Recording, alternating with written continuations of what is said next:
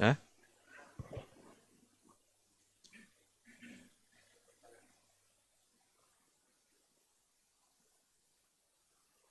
satu-satu. Sudah? Oh iya.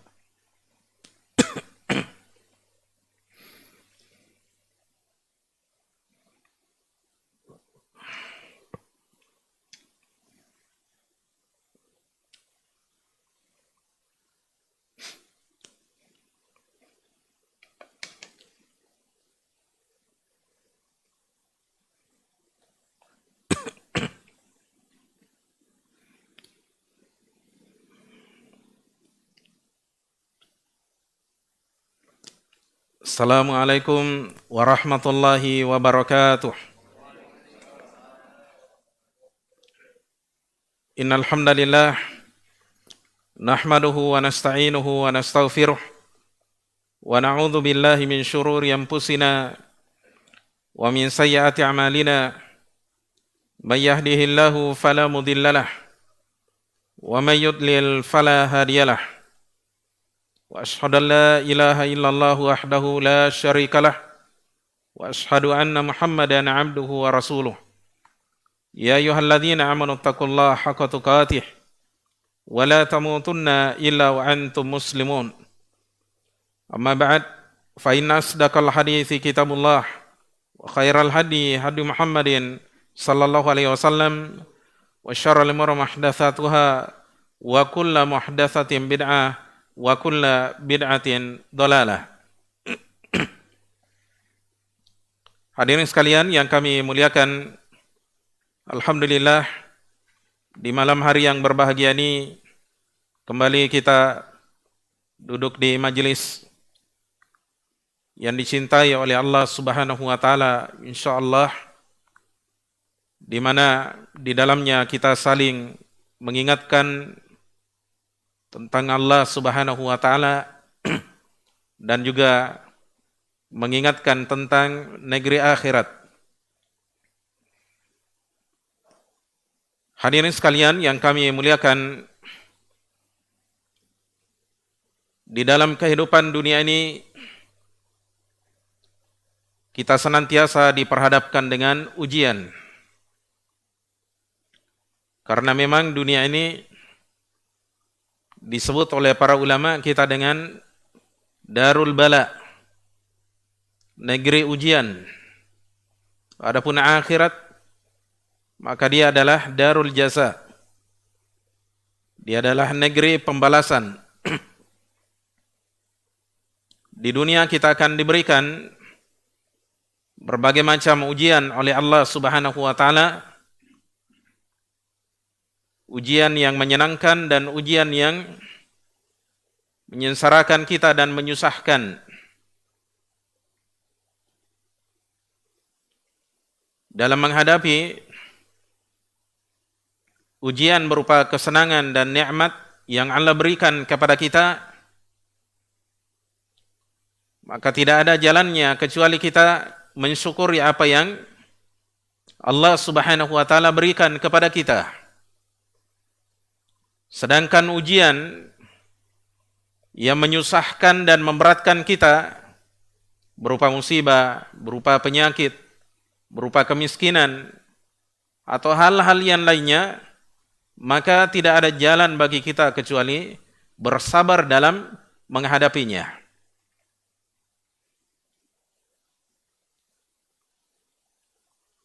Ujian-ujian yang seperti ini dengan dua jenisnya akan kita rasakan selama kita hidup di dunia. Akan datang silih berganti. Terkadang kita senang karena adanya nikmat yang Allah berikan kepada kita.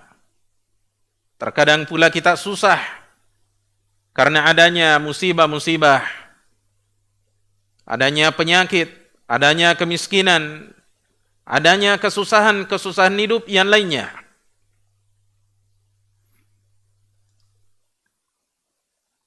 Ujian berupa kesusahan dunia merupakan ujian yang berat. Tapi terkadang ujian berupa kenikmatan dunia kalau kita renungi dengan sebenar-benarnya, maka ujian berupa kesenangan dunia, berupa nikmat dunia, lebih susah dan lebih berat bagi orang-orang yang beriman. Iya. Jadi lebih susah dan lebih berat bagi orang-orang yang beriman. Iya.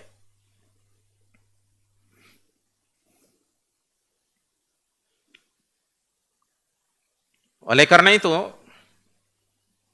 banyak orang yang lulus dari ujian berupa musibah, berupa kematian, berupa penyakit. Tapi orang yang diuji dengan kesenangan dunia dan kenikmatannya, terkadang banyak di antara kita yang tidak bisa lulus dari ujian-ujiannya.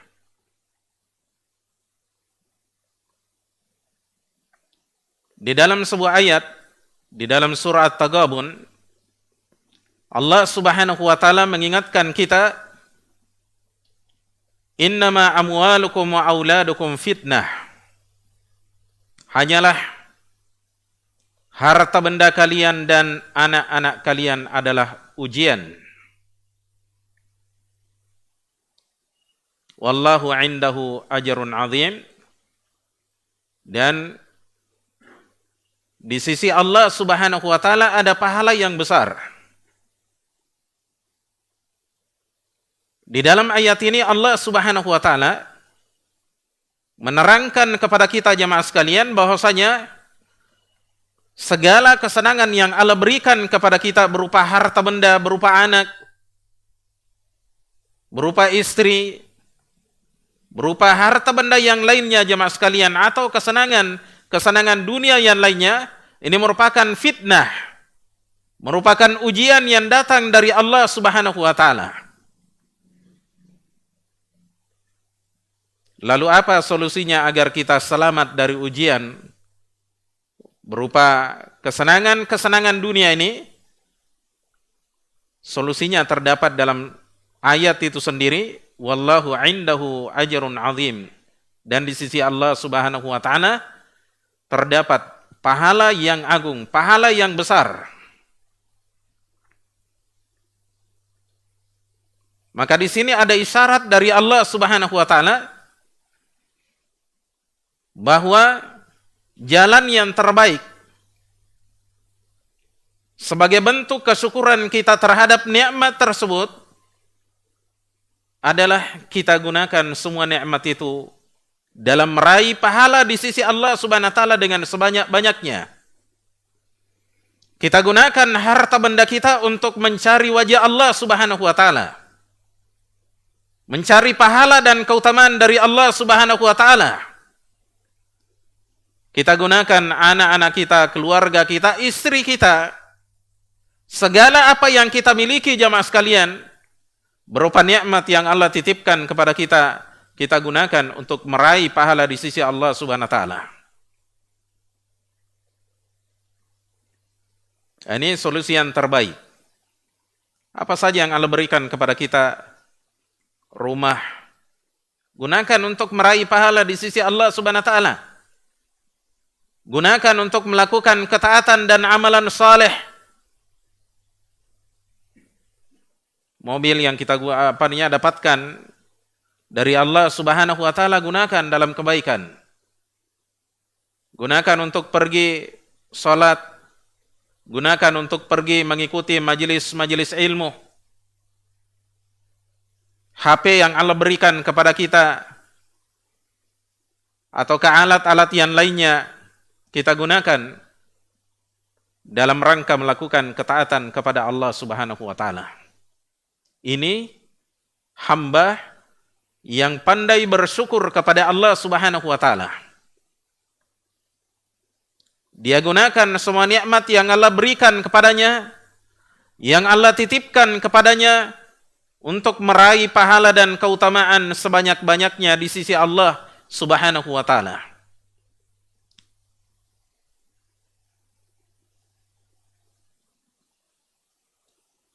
Hadirin sekalian yang kami muliakan, di dalam sebuah hadis yang diriwayatkan oleh Al-Imam At-Tirmidzi rahimahullahu taala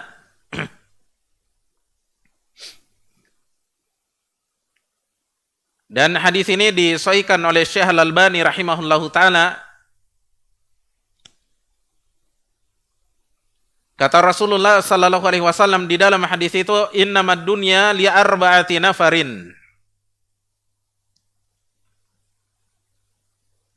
Dunia itu hanyalah diberikan kepada 4 golongan manusia.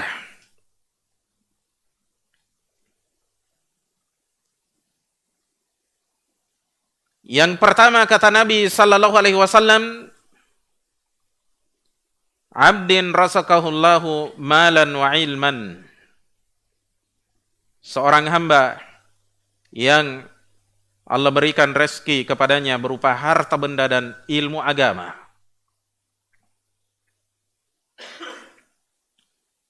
Diberikan rezeki berupa harta dan ilmu agama. Iya. Fahuwa yattaqi fihi rabbah. Maka si hamba ini menggunakan harta bendanya dalam rangka bertakwa kepada Allah Subhanahu wa taala. Wa yasilu fihi rahimah. Dia sambung dengannya tali kekerabatannya.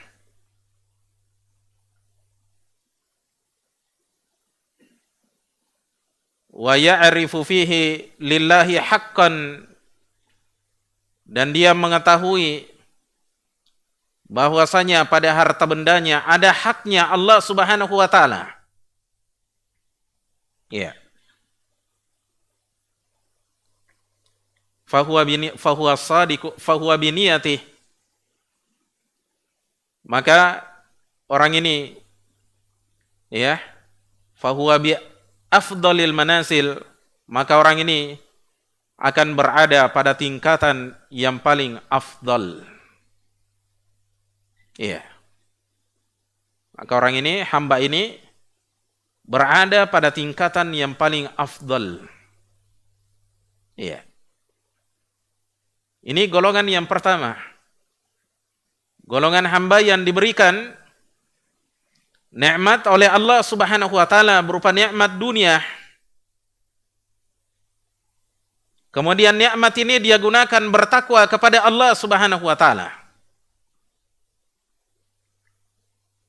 Dia gunakan harta benda tersebut untuk menyambung tali kekerabatannya, silaturahimnya. Kemudian dia mengetahui bahwasanya pada harta bendanya ada haknya Allah Subhanahu wa taala padanya. Fahadha bi afdalil manasil, kata Nabi sallallahu alaihi wasallam, hamba yang seperti ini, golongan ini kata Rasulullah sallallahu alaihi wasallam berada pada tingkatan yang paling afdal. Tingkatan yang paling utama. Dia gunakan jamaah sekalian harta bendanya untuk bertakwa kepada Allah Subhanahu wa taala. Takwa seperti yang dijelaskan oleh Ibnu Rajab Al-Hambali rahimahullahu taala bahwasanya takwa Allah, ketakwaan kepada Allah Subhanahu wa taala adalah ayyaj'alal abdu ma bainahu wa bainallahi min iqabihi wiqayatan. Takwa kepada Allah Subhanahu wa taala itu adalah seorang hamba meletakkan pelindung antara dirinya dengan Allah dan sesuatu yang berasal dari Allah Subhanahu wa taala berupa siksaan Allah. Jadi dia letakkan wiqayah, pelindung antara dirinya dengan siksa Allah Subhanahu wa taala. Bagaimana caranya jemaah sekalian? Bijtinabi bimtithali ma amara Allah, yaitu dengan merealisasikan perintah-perintah Allah Subhanahu wa taala. Wajtinabi nawahillah. Kemudian yang kedua adalah dengan menjauhi larangan-larangan Allah Subhanahu wa taala. Ini yang namanya takwa. Ketika diberikan kenikmatan dunia berupa harta atau yang lainnya, dia gunakan nikmat-nikmat itu untuk melakukan ketaatan kepada Allah Subhanahu wa taala. Ketaatan yang dicintai dan diperintahkan oleh Allah Subhanahu wa taala. Dia tidak gunakan nikmat tersebut dalam rangka bermaksiat, dalam rangka durhaka kepada Allah Subhanahu wa taala. Tapi dia gunakan untuk melakukan amalan-amalan saleh, amalan-amalan ketaatan yang diperintahkan oleh Allah Subhanahu wa taala. Kemudian dia gunakan hartanya untuk menyambung tali silaturahimnya.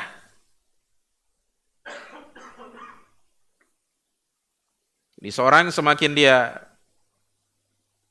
dibukakan dunia oleh Allah Subhanahu wa taala, maka dia semakin baik, semakin dekat kepada saudara-saudaranya, kerabat-kerabatnya, semakin dermawan, semakin tawadhu, semakin banyak berbuat kebaikan. Dia gunakan harta bendanya, dia gunakan segala nikmat yang Allah titipkan kepadanya dalam rangka meraih pahala di sisi Allah Subhanahu wa taala. Kemudian golongan yang pertama ini juga mengenal bahwasanya di dalam hartanya ada sebagian kewajiban yang Allah tetapkan di dalamnya untuk dia sedekahkan, untuk dia infakkan.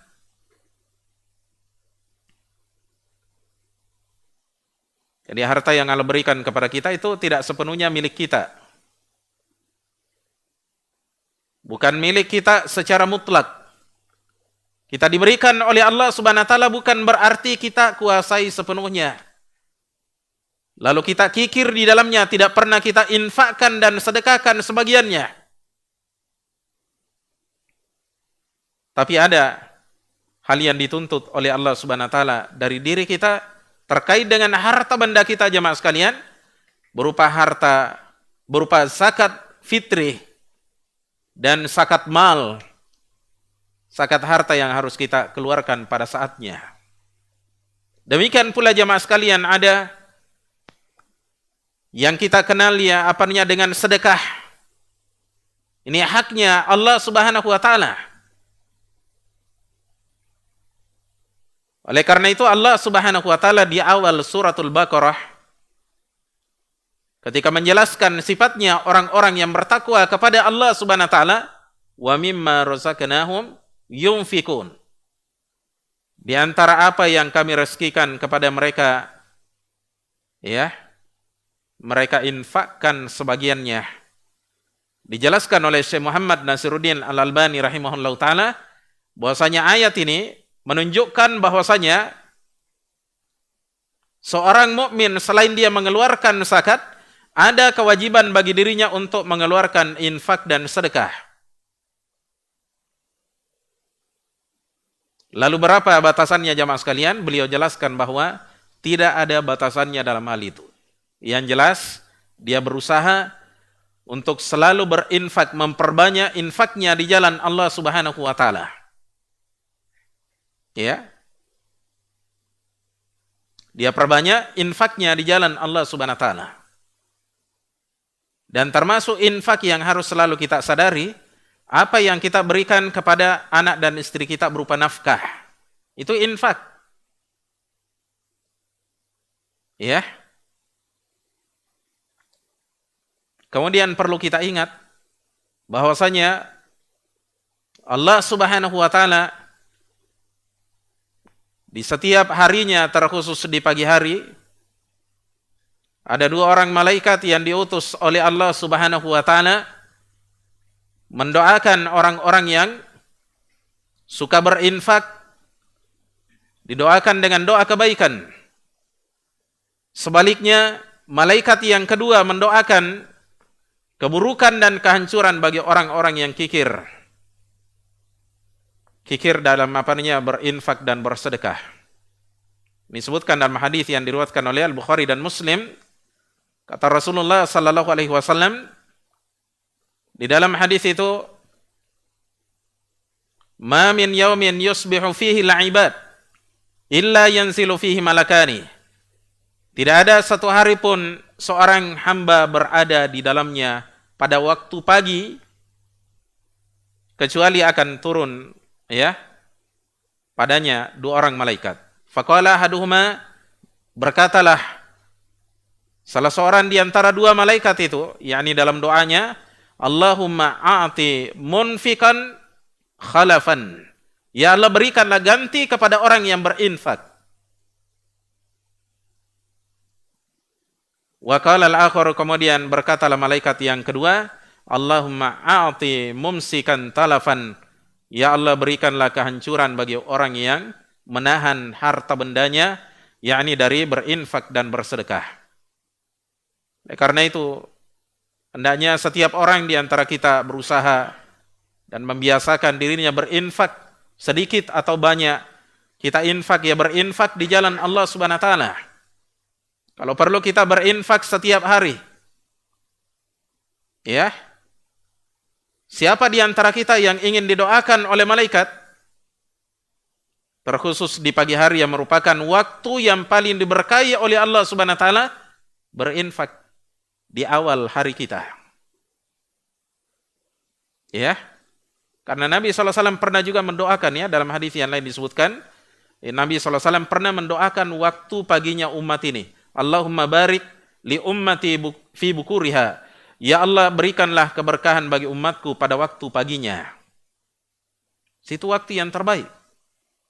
Kita gunakan untuk beribadah. Salah satunya adalah ya bersedekah di pagi hari. Kita mulai hidup kita dengan sedekah. Mulai ya aktivitas kita dengan sedekah. Dan ingat, sedekah yang kita keluarkan itu akan melapangkan hati kita. Siapa di antara kita punya kesempitan hati karena ada masalah yang dia hadapi, infak. Dan pilih waktu pagi sebelum kita keluar bekerja. Iya. Sedikit banyak kita infakkan, insyaallah taala menjadi sebab kelapangan hati kita dan keberkahan waktu-waktu kita di hari tersebut. Iya.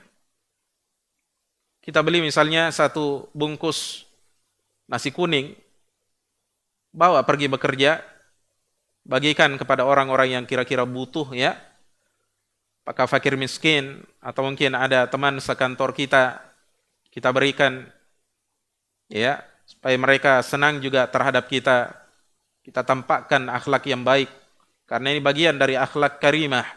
Seorang berjiwa sosial, suka berinfak, bersedekah. Iya. Hadirin sekalian yang kami muliakan, ini golongan yang pertama. Kemudian golongan yang kedua disebutkan oleh Rasulullah sallallahu alaihi wasallam, wa 'abdin razaqahullahu ilman wa lam yarsukhu malan.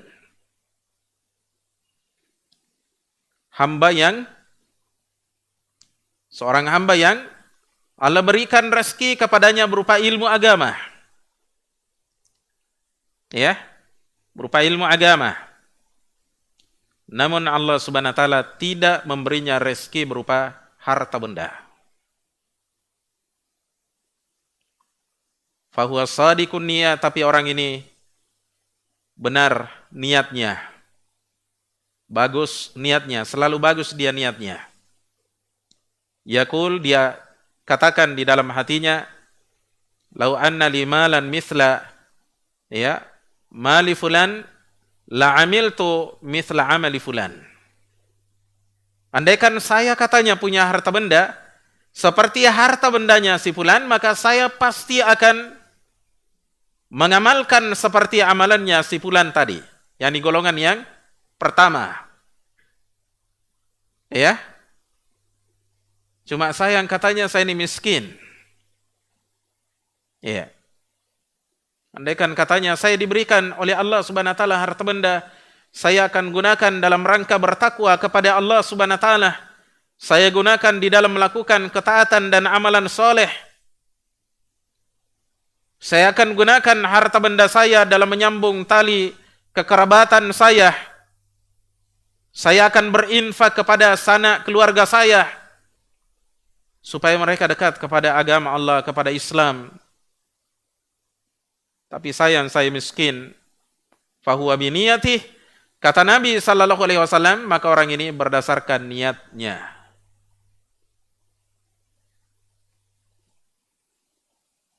Fa'ajruhuma sawaun, oleh karena itu balasan pahala dua golongan ini adalah sama. Ya, dijelaskan oleh para ulama kita bahwasanya maksudnya sama dalam hal mendapatkan keutamaan dan pahala di sisi Allah Subhanahu wa taala. Bukan berarti sama persis apa yang didapatkan. Karena beda tentunya orang yang beramal dengan orang yang sekedar punya azam, punya tekad yang kuat, punya niat yang kuat untuk beramal.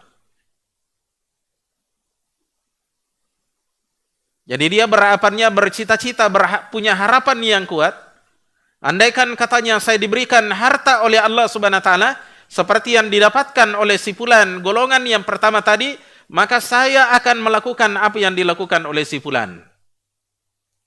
Saya akan gunakan harta benda saya untuk melakukan segala bentuk amalan soleh. Saya akan memperbanyak infak dan sedekah saya. Tapi sayang, Allah Subhanahu wa taala menakdirkan yang lain, sehingga saya hidup sebagai seorang hamba yang miskin. Semoga dengan niat saya yang baik ini, maka Allah Subhanahu wa taala memberikan balasan pahala bagi saya. Niatnya bagus. Iya.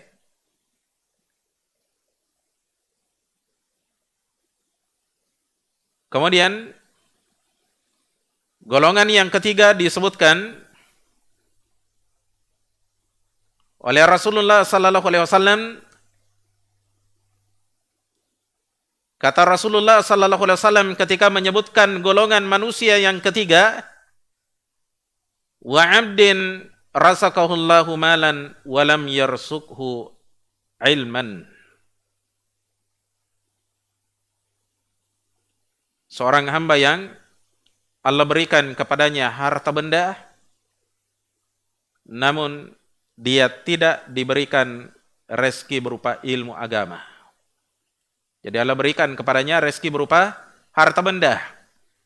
Namun Allah Subhanahu wa taala tidak memberinya rezeki berupa ilmu agama. Fahuwa yakhbitu fi malih, sehingga orang ini berlaku serampangan di dalam harta bendanya. Artinya, ya, dia gunakan harta bendanya sesuai dengan hawa nafsunya. Dia menggunakan dalam perkara yang halal ataukah yang haram, yang jelas dalam rangka memuaskan hawa nafsunya. Fahuwa la yattaqi fihi rabbah,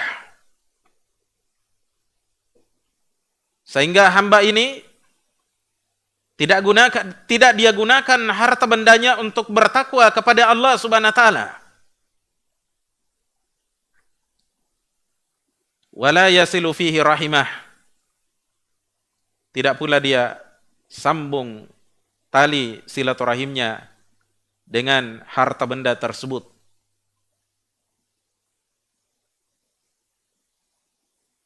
Wala ya'rifu lillahi fihi haqqan, serta dia tidak mengetahui, tidak mengenal bahwa pada harta bendanya ada haknya Allah Subhanahu wa taala. Ya. Fahada bi akhbathil manazil. Kata Rasulullah sallallahu alaihi wasallam,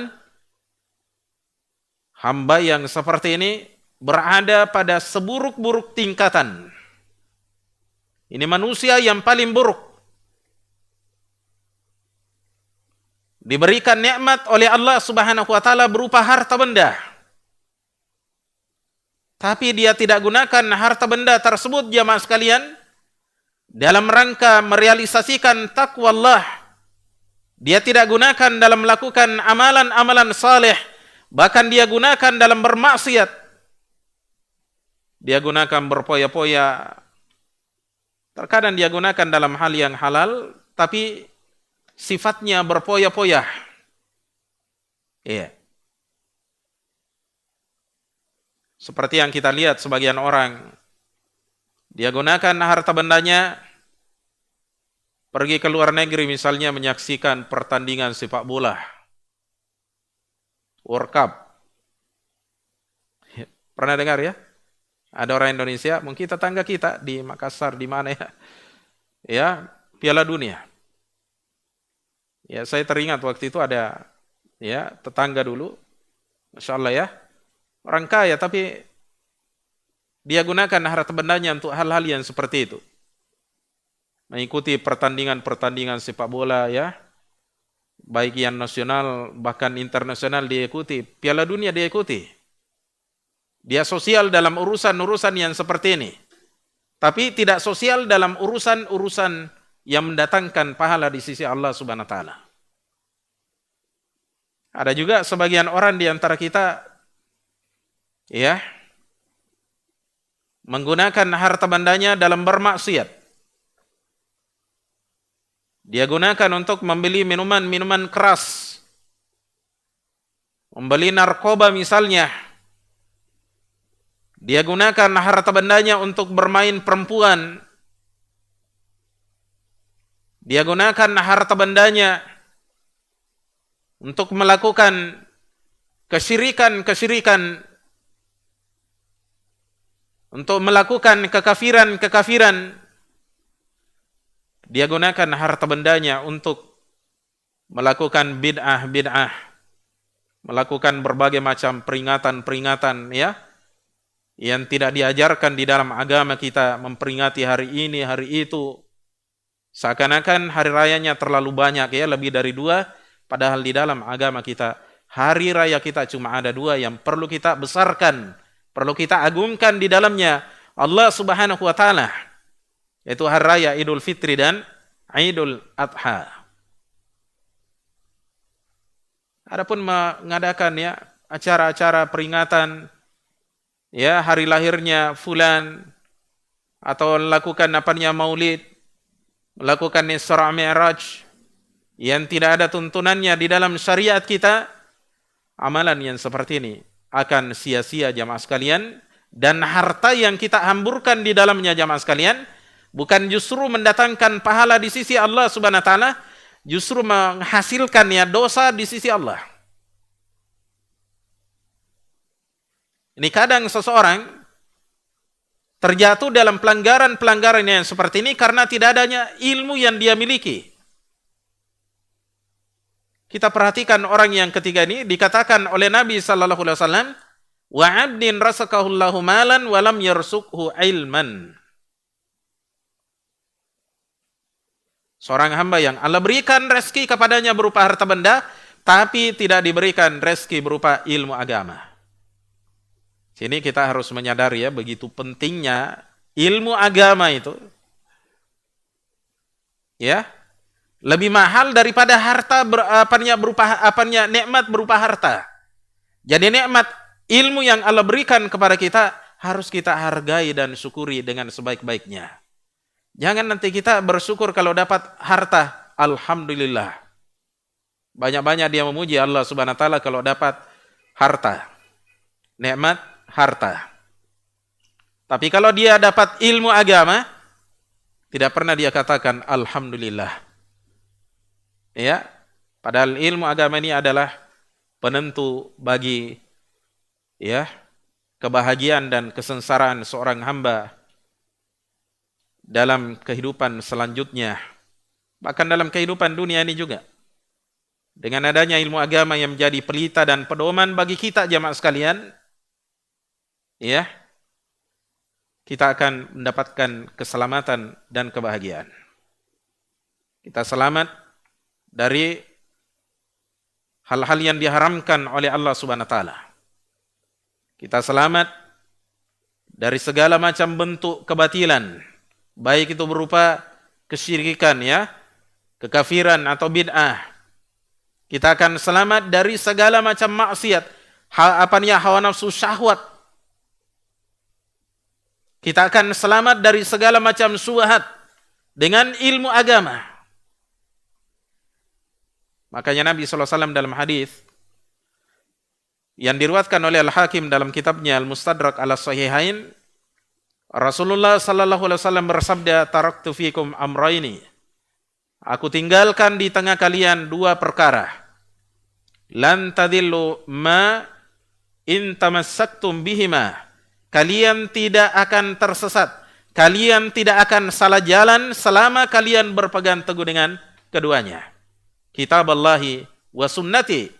Kata Rasulullah sallallahu alaihi wasallam, yaitu kitabullah dan sunnahku. Jadi ilmu agama ini yang menyelamatkan kita, yang menuntun perjalanan hidup kita di dunia ini. Siapa yang tidak diberikan ilmu agama, rezeki berupa ilmu agama, maka jalan hidupnya akan belok ke kiri ke kanan. Tidak menentu. Kehidupannya serampangan. Dia gunakan harta bendanya dalam perkara-perkara yang halal, dalam perkara yang haram. Bahkan seringnya dalam perkara yang haram. Kenapa jamaah sekalian? Tidak ada pedoman baginya. Tidak ada penuntun dan pelita baginya dalam kehidupan dunia ini. Oleh karena itu jamaah sekalian, ketika kita diuji dengan kemiskinan, kekurangan harta benda tapi diberikan ilmu agama, di sini kita harus banyak-banyak bersyukur karena dengan ilmu agama ini kita bisa selamat insyaallah taala di dunia ini. Tapi kalau sebaliknya kita diberikan harta oleh Allah Subhanahu wa taala, disinilah ujian yang sangat berat, banyak orang yang berguguran di dalamnya.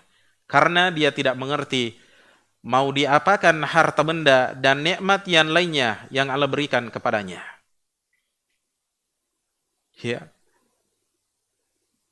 Dan seringkali dia menuruti hawa nafsunya. Jadi kalau orang tidak punya ilmu agama, hawa nafsunya menjadi pemimpinnya, bekerja sama dengan syaitan. Innan nafsa la'ammaratun bisu. Kata Allah Subhanahu wa taala, sesungguhnya jiwa itu benar-benar suka memerintahkan sesuatu yang buruk. Jadi kalau kita biarkan jiwa kita ini tidak dituntun oleh ilmu agama, dia sukanya melanggar. Melanggar batasan-batasan Allah Subhanahu wa taala. Hadirin sekalian yang kami muliakan, jadi kata Nabi sallallahu alaihi wasallam menyebutkan golongan yang ketiga, wa 'abdin rasakahullahu malan wa lam yarsukhu ilman. Seorang hamba yang Allah berikan rezeki kepadanya berupa harta benda, namun Allah tidak berikan rezeki kepadanya berupa ilmu agama. Ilmu agama tidak diberi musibah ini. Fahuwa yakhbitu fi malih, sehingga dia pun berlaku serampangan pada harta bendanya. Dia gunakan secara serampangan harta bendanya. Fahuwa la yattaqi fihi rabbah, sehingga dia tidak menggunakan harta bendanya untuk bertakwa kepada Allah. Wala yasilu fihi rahimah, tidak dia gunakan harta bendanya untuk menyambung tali silaturahimnya. Justru dia semakin jauh dari keluarganya, semakin sombong di hadapan keluarganya, semakin besar pembatas gap antara dia dengan keluarganya. Karena dia tidak berkawan kecuali sesamanya orang-orang kaya. Ini juga jadi pelajaran bagi kita teman-teman yang diberikan ujian harta benda. Hati-hati dengan harta benda itu. Kita adakan acara, jangan cuma undang teman-teman yang kaya. Undang tetangga-tetangga kita yang kaya, yang miskin kita samakan. Bahkan kalau perlu orang-orang miskin lebih kita utamakan lagi. Kalau orang kaya kita undang, misalnya 40%, orang miskin 60%. Karena orang miskin ini biasanya mereka lebih dekat hatinya kepada Allah Subhanahu wa taala. Lebih banyak merengeknya kepada Allah Subhanahu wa taala. Orang-orang seperti inilah yang doanya seringkali dikabulkan oleh Allah Subhanahu wa taala. ada pesta di rumah kita, undang ya tetangga-tetangga kita, keluarga kita yang miskin atau yang kaya. Semuanya kita perlakukan dengan baik. Ya. Jangan justru kita hanya mengundang orang-orang kaya dari kalangan ya kerabat atau tetangga kita, teman-teman kita yang miskin tidak diperhatikan, padahal rumahnya berdempetan dengan orang-orang miskin, sekitarnya banyak orang miskin. Iya. Tapi tidak diundang. Yang diundang hanya orang kaya atau pejabat-pejabat. Ini seringkali saya menyaksikan ada acara-acara besar, apalagi diadakan di gedung-gedung, ya di hotel, yang masuk dalam undangan itu adalah orang-orang kaya atau pejabat saja. Apalagi kalau undangannya selebar dengan iPad ini ya. Ya pernah saya dapat undangan, saya bilang lebar sekali, tebal sekali undangannya ya. Seperti iPad ini, ukurannya. Yang diundang rata-rata orang kaya ya atau pejabat. Kalau yang miskin, katanya nanti ada acaranya sendiri. Jangan disuruh hadir di situ. Naudzubillah. Ini seburuk-buruk makanan disebutkan oleh Rasulullah SAW ya. Ya, seburuk-buruk makanan ya, walimah adalah makanan yang hanya dihadiri, diundang di dalamnya orang-orang kaya. Ya.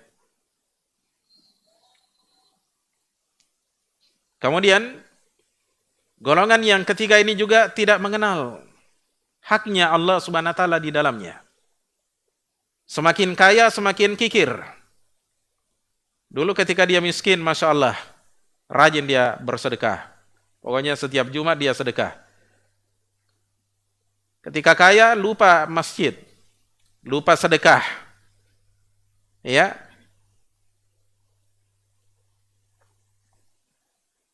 Semakin kaya semakin kikir. Padahal seorang muslim ketika diberikan ujian berupa kekayaan atau nikmat yang lainnya, semakin dia mendapatkan nikmat dari Allah Subhanahu wa taala, mestinya semakin mendekatkan diri kepada Allah Subhanahu wa taala. Jangan justru semakin jauh dari Allah Subhanahu wa taala. Semakin kikir, semakin buruk ya akhlaknya, perangainya. Inilah yang dikatakan oleh seorang ulama salaf yang bernama Salamah bin Dinar rahimahullahu taala, kullu ni'matin la tuqarribu minallah.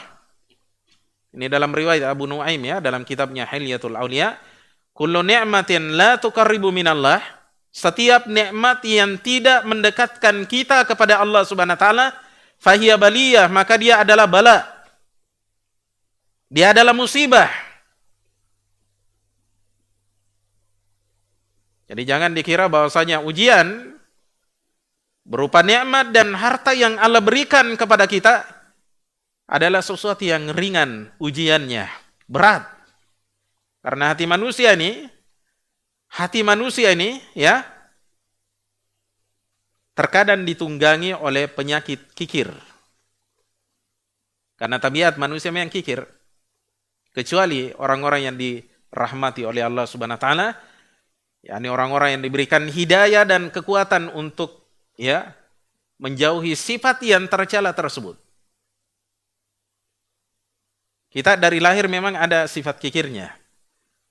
Makanya agama datang memberikan perintah-perintah, anjuran-anjuran supaya kita ini mengikis sifat tercela tersebut. Anda lihat anak-anak kecil kalau diberikan hadiah, dia dengan saudaranya atau temannya, kalau hadiah yang diberikan kepadanya tiba-tiba diambil kemudian diberikan kepada saudaranya, pasti dia marah. Meronta-ronta, dia menangis jadi-jadinya. Karena memang ya sifat manusia itu tidak mau kehilangan sesuatu yang ada di tangannya. Iya, itulah kikir. Itulah yang dikenal dengan kikir. Ya. Yang lebih bahaya lagi kalau bakhil ya, tamak ya. Bukan cuma dia kikir, dia tahan harta bendanya dari berinfak, tapi juga dia mau ambil hartanya orang lain. Iya. Karena ada orang begitu ya, memberi tidak mau, tapi diberi mau. Bahkan dia mau ambil barangnya orang. Nah itu namanya orang yang tamak, orang yang lobah. Ini lebih parah lagi ya daripada orang yang kikir. Iya. Kemudian golongan yang keempat disebutkan oleh Rasulullah sallallahu alaihi wasallam. Atau diadzani dulu? Hah? Hah? Lanjut? Ayo, adzan dulu ya. Baik, silakan adzan dulu.